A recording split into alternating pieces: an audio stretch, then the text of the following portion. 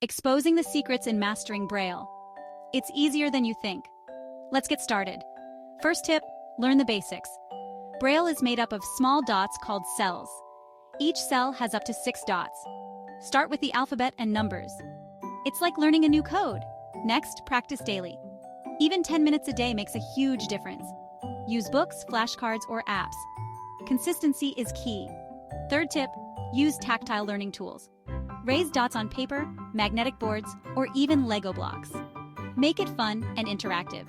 Tip number 4, join a Braille club or community.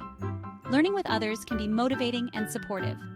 Plus, it's a great way to make new friends. Last but not least, be patient and encouraging. Celebrate the small victories. Remember, every child learns at their own pace.